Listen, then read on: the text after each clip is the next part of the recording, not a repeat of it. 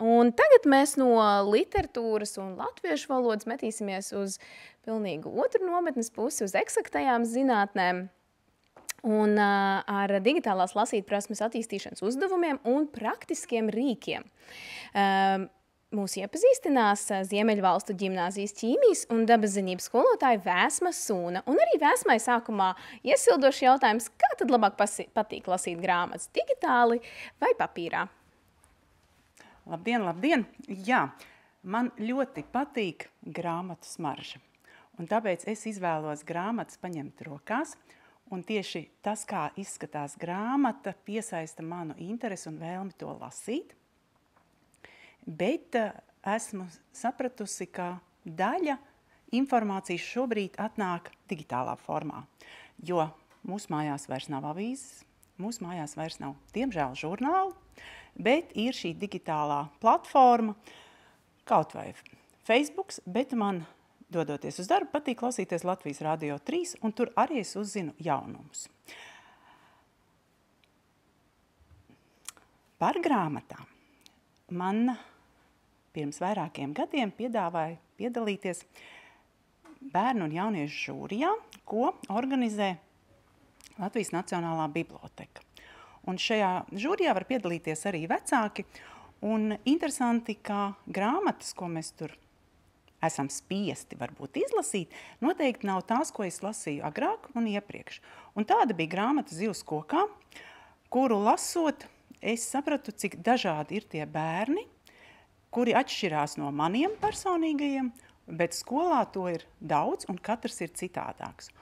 Un arvien biežāk mēs dzirdam par bērniem, kuriem ir disleksija, un šajā grāmatā gluži varbūt nav recepte, kā palīdzēt šādiem bērniem, bet ka tādi ir, un līdz ar to strādājot skolā, arī tajos priekšstos, kur varbūt nav daudz teksta, mums ir jāizmanto citas zināšanas, cita pieeja, un arī nesen lasītajā grāmatā mūsu kaimiņu lietuviešu grāmata par samainītais par jauniešiem, arī tur izrādās puisim ir disleksija, un viņa uztvere, tas, ko liek darīt stundās, ir citāda.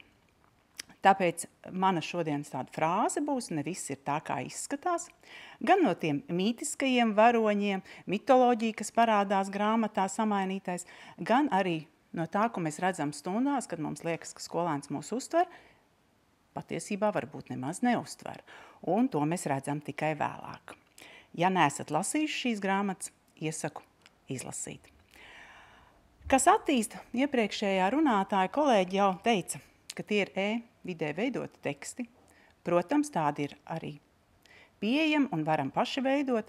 Tie ir populāri zinātniski raksti, STEM priekšmetos, varbūt pat ļoti sarežģīti, bet bieži vien izlasot ievadu un pirmos raksta pirmās rindkopas, mēs noteikti jau sapratīsim, kā to var vai nevar izmantot mūsu jaunieši. Daudzveidīgi teksti es izvēlos vairākas vietnes, jo tiešām šie raksti, to sarežģītība atšķirās. Preses teksti, kā jau minēju, ja manās mājās nav, tad tie arī nav papīra veidā. Bet mēs varam atrast senas kronikas, un ir gadījies, kā pirms vairākiem gadiem, piemēram, kad Latvijā vēlējās uzbūvēt celulozes rūpnīcu, es aktīvi sekoju līdzi zinātnieku domām, politiķu domām, un šie raksti ir saglabājušies, un tos es izmantoju savās stundās. Interneta iespējas, protams, ir ļoti plašs, tikai vajadzētu mums arī veikt kontroli, ko tad skatās, ko redz. Un šī te faktu atlase, lai viņi varētu izveidot argumentus, jo bieži vien viņi nespēja pamatot savu viedokli, jo trūkst faktu. Un tāpēc es esmu ļoti priecīga, ka vismaz Rīgas pilsētās mums ir Chromebooki, mūsu skolā ir vairāki, manā klasē ir 32, ka man nav jādodās uz datorklasi, nav jāpierakstās, jo stundas vidū es saprotu, šajā brīdī man vajag Chromebooku. Un vēl mūsu skolā īsteno Klil.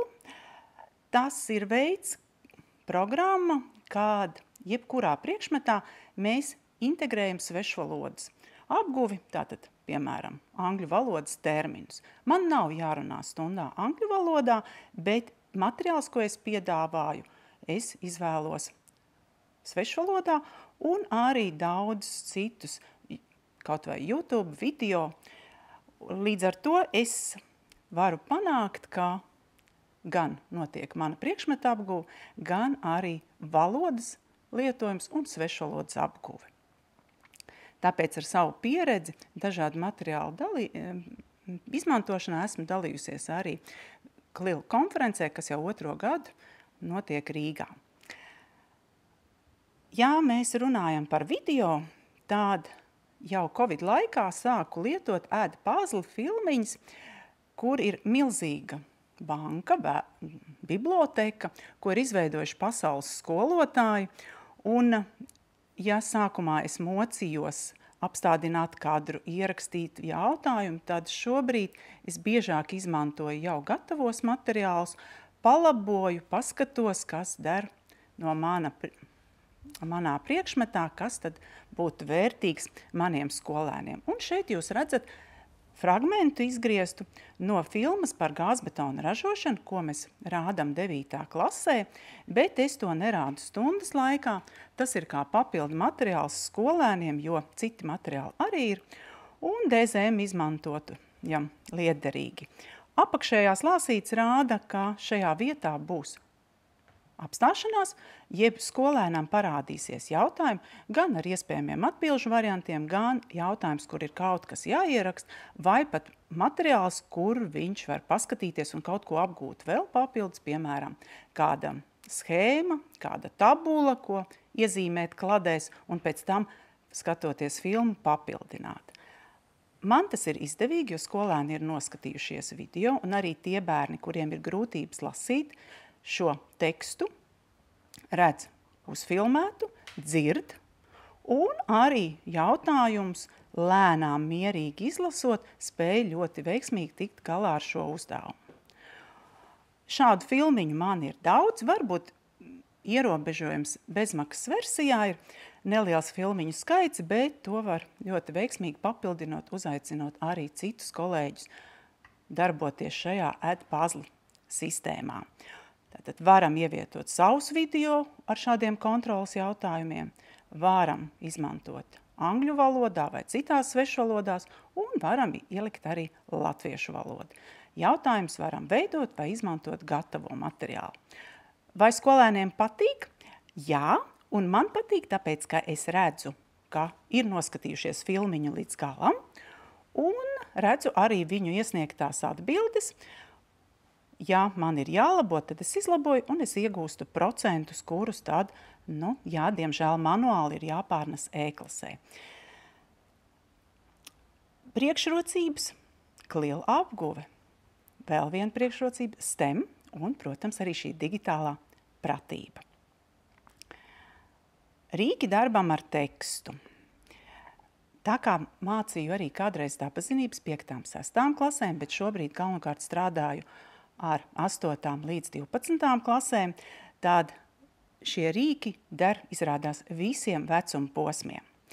Piemēram, vārdu mākoņi. Šodien jau kolēģi pieminēja, bet ir viena vienkārša lietotne, WordArt, kur pat bez īpašas reģistrēšanās skolēni izlasot tekstu vai nu grāmatā, vai izmantojot SOM.LV, kur mums ir digitālās grāmatas, ja grāmata ir aizmirsusies mājās, vai arī, ja mēs vienojamies, ka šodien lasīsim vienu tekstu, un atkal mēs varam izmantot gan tekstu latviešu valodā, gan angļu valodā, vienojamies par vārdu skaitu, piemēram, tie ir 10 atslēgas vārdi, un skolēns dažu minūšu laikā, izlasot tekstu, veido vizuāli skaistu noformējumu, un arī pamato pēc tam, kāpēc ir izvēlēti šādi vārdi vai izvēlēta forma.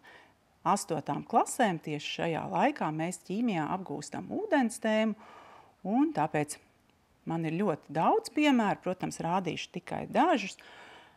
Šajā lietotnē var izmantot gatavās formas, ar ko tad ūdens asociējas skolēniem, gan arī ielikt savu vēlamo formu, un iegūt savu vārdu mākoni. Piemēram, šādā veidā šis vilnis tad ir parādījies šīs meitenes darbā.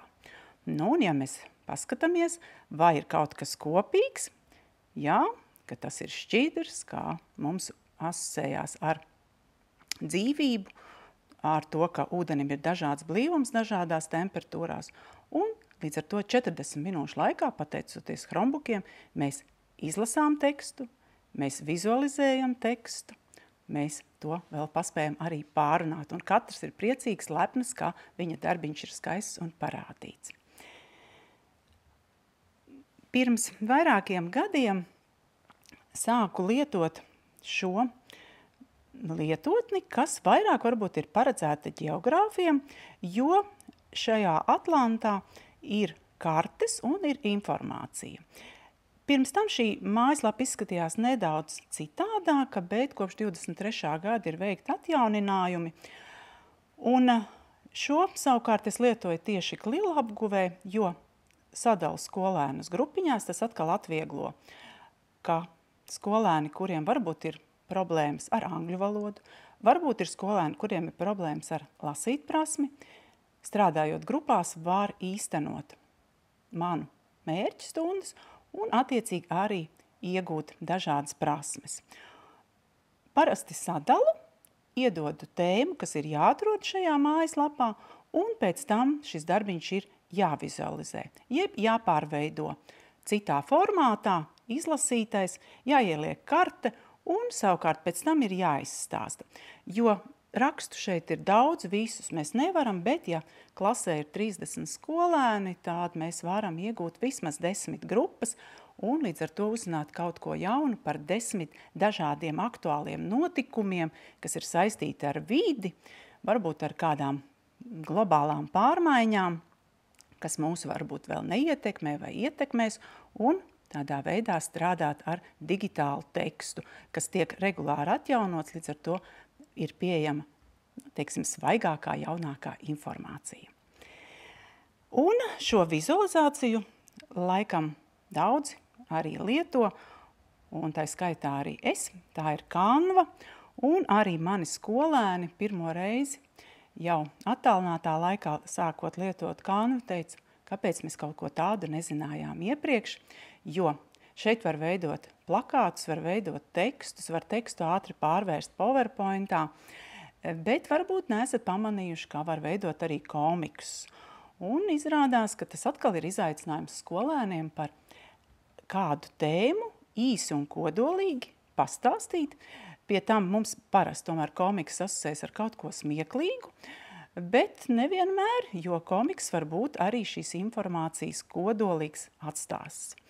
Un šādā veidā mēs, piemēram, sadarbojāmies jau vairākus gadus ar karjeras konsultantu skolā.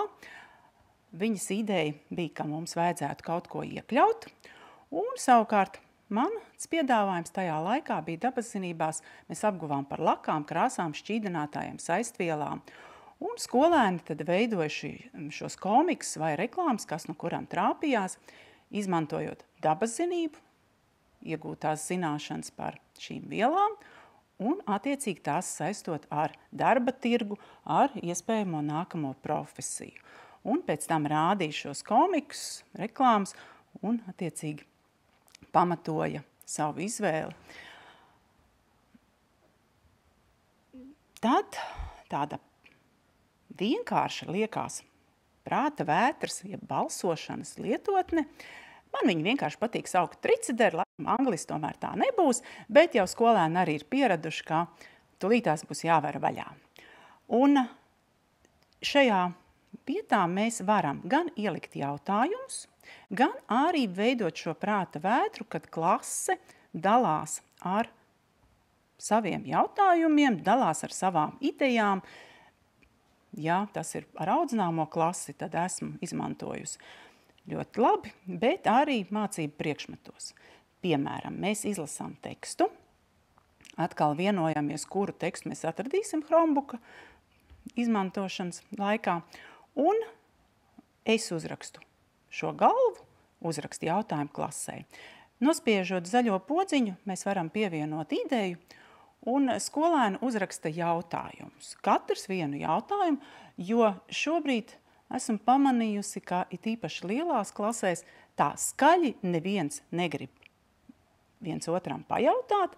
Arī pāru darbos, savstarpēji viņi klusi sarunājas, bet tikko ir jāuzdot jautājums, tad, kaut kādas iekšējās bailes ir, ka tas nenotiek.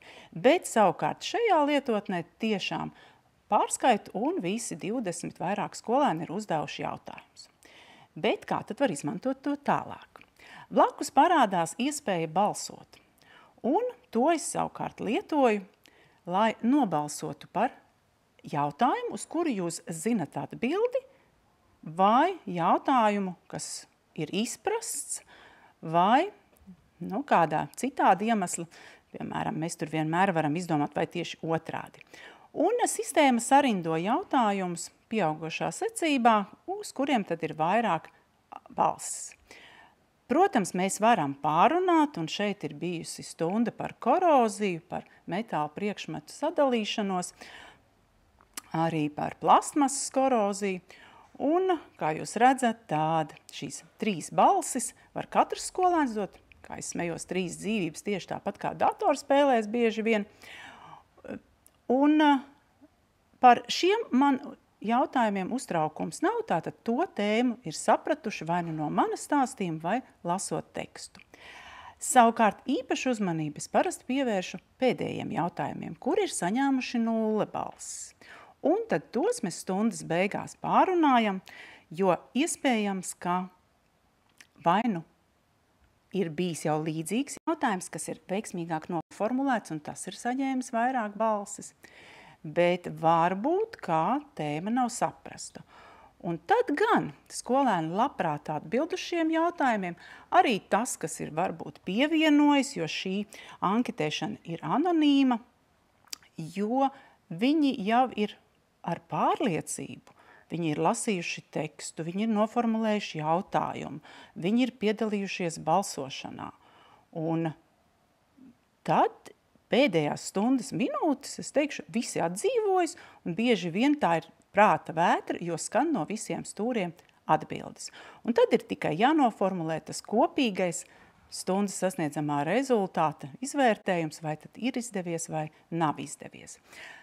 Iesaku to lietot arī tādi, ja jūs, piemēram, izveidojat paši jautājumus un aizsūtot kvadrātkodu stundas laikā vai saiti uz kādu kopīgu lietotni, jūs varat iegūt ļoti ātri rezultātus un arī atbildes uz jautājumiem. Šeit var pievienot arī fotogrāfijas, tikai ar tādu mazāku izšķirtspēju varbūt, bet ļoti labs rīks, ko jau lietoju tiešām kopš pandēmijas laikiem.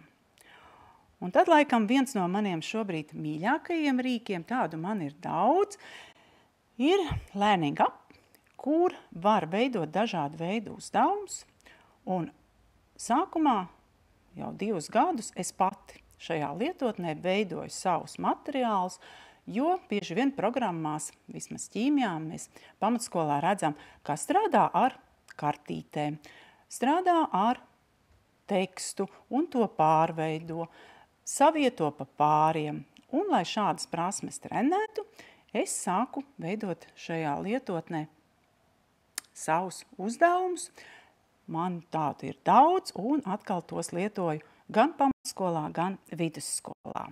Trūkums mums ir jāveic reģistrācija.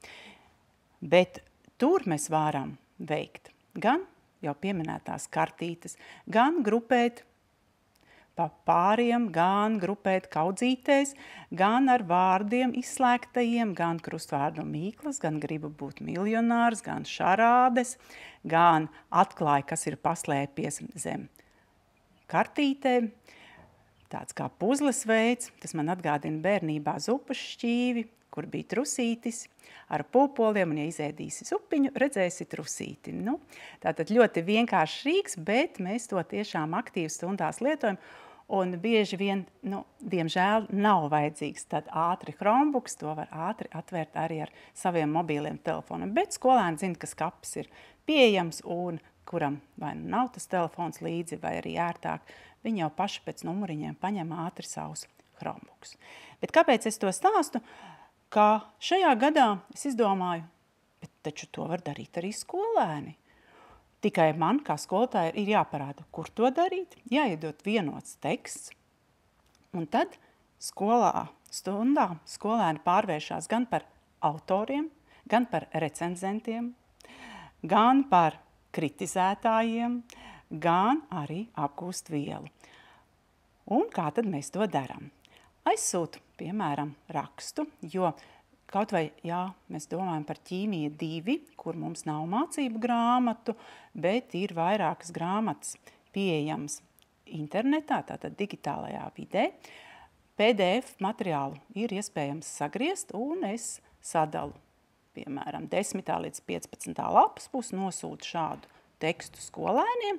Skolēni lasa, paši iepazīstas, un pēc tam veido kādu no šīm Learnings ap iespējamām spēlēm digitālajām. Esam veidojuši, piemēram, krustvārdu mīklas. Ļoti jauki. Tās ir interaktīvas, tās var izpildīt turpat dotajā vidē. Skolēni izlasa. Parasti vienojamies par 10 vārdiem, uztaisa to krustvārdu mīklu. Pēc tam padletā mēs ieliekam saiti, lai visi pārējie, kas piedalās stundā, var apskatīt, un ir jāsaņem 2 citu grupu vai 2 citus klases biedru vērtējums. Līdz ar to mēs izķeram kļūdas, pareizrakstības kļūdas, varbūt arī tēmas, neizpratnes kādas kļūdas. Un tad, kad tas ir recenzēts darbs, to tad uztaisam publiski pieejamu. Un šādā veidā mēs bagātinam šo lietotni, kurā latviešu valodā nemaz tik daudz materiālu nav. Ir, piemēram, angļu valodas skolotāji veidojuši, bet no dabaszinātnēm laikam es esmu visplašāk, visbagātāko materiālu jau ievietojis un ar to arī dalos ar kolēģiem. Esam veidojuši karātavas. Ar vienu vārdu karātavas nav problēmas, bet jau ar vairākiem vārdiem, šeit gan nav karātavas, šeit ir puķīte, kurai lēnām Margrietiņai nokrīt kāda no ziedlapiņām un tiek atminēts kāds sarežģīts termins. Piemēram, šeit es skatos ir ātruma izteiksme, tātad ķīmija 2 kursā kinētika. Varam arī veidot svešvalodā. Vai nu jautājums ir svešvalodā vai atminējums, un atkal mēs integrējam šādā veidā lielu apmācību. Un pēdējais, ko mēs izmēģinājām, un skolēni labi arī veidoja, bija grupēšanas kartītes, kur ir ķīmiskās formulas vai kāds attēls, ko var izgriezt no šī digitālā materiāla, no digitālām lapām, un blakus ir termins. Un tad jau man šķiet, pats ir lasījis, pats ir veidojis, un vēl 2 vismaz citus darbus ir pamanījis par šīm pašām lapspusēm izspēlēt, izlabot kļūdas, tad viela ir apgūta. Un tiešām kontroldarbā šī nodaļa bija visveiksmīgākā. Es biju laimīga, es varēju vērot šo aktīvo darbu, jo skolēni aktīvi meklēja un pats jau savas kļūdas neredz. Bet viņi iemācījās lietot, un šis profils viņiem paliks, viņi kādreiz varbūt kļūs arī mani kolēģi, skolotāji, varēs veidot šeit darbus. Un savukārt mēs, kolēģi, pārējā Latvijā, varam šādā lietotnē ierakstīt vēlamo terminu un paskatīties, kādi tad materiāli jau ir tapuši. Piemēram, ievadot reakcijas ātrums, parādās manu skolēnu darbi, un es varu galvot, ka tie ir veiksmīgi izveidot. Protams, vienmēr mums kādam var gadīties kļūdiņa, kur es tos izmantošu. Nākamajā gadā ņemsim nākamās lapas puses, veidosim nākamos materiālus, un šie paliks man kā dāvana no iepriekšējiem skolēniem, no absolventiem jau nākamajiem. Un, ja jums patika kāda no šodien redzētajām lietotnēm, tad laipni aicinu gan paskatīties, gan palīdzēt veidot materiālus YouTube kanālā Digitālie skolotāji, kuru es palīdzu veidot jau vairāk nekā 2 gadus, un īsus mazus video, īsts mazs skaidrojums, jo arī skolotāji nemēdz skatīties garas filmiņas. Paldies jums!